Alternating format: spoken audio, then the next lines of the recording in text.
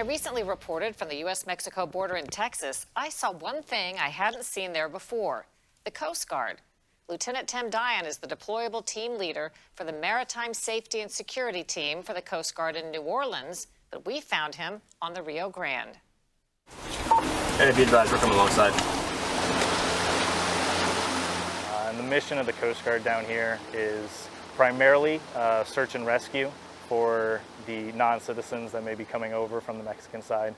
And then our secondary mission is to provide surveillance for Border Patrol.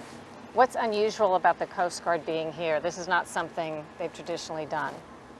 So it is a little unusual.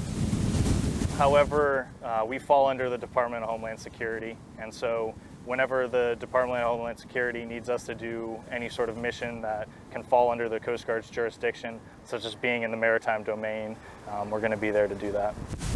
Did the Homeland Security call up the Coast Guard in what time period and ask them to do what? So Border Patrol, they put out the initial request asking for assistance with the overload of non-citizens that are coming over from Mexico. They put that up to Department of Homeland Security, and then DHS tells the Coast Guard to send extra assets here to assist. What's a typical thing that the Coast Guard crew might see going up and down the Rio Grande? So we will see a lot of people on the Mexican side, and those may be civilians, farmers, anybody on that side. By that same token, we will see a lot of non-citizens that are trying to come over to the American side. And whether that's in the form of them crossing the river, or that may be them on the banks and us deterring them from coming over. And what is your job to do if you see that? So if we see people coming across in rafts, if we determine that those rafts are unsafe, or if they're struggling to get across, if they don't have a paddle or something like that, we're here to help them out and make sure that everyone stays safe. And you bring them across, or you send them back? No, so if they make it across, then we notify Border Patrol, and they'll have somebody on the American side to apprehend them once they get over.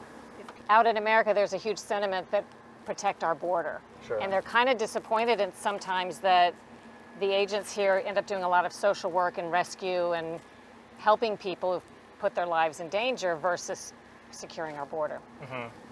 And it's difficult for us. I think the big thing is that we get asked from DHS to support the Border Patrol mission, and we get put here on the river, and we just do our best to help people out. And I think it's that same thing. Most people never come to the border and have any idea of what's going on other than what they see on TV or read. What would you like them to know, or what would be enlightening for them to know about what's going on now? I think the biggest thing that I could pass on from the Coast Guard perspective is that we're here to save lives. Está bien?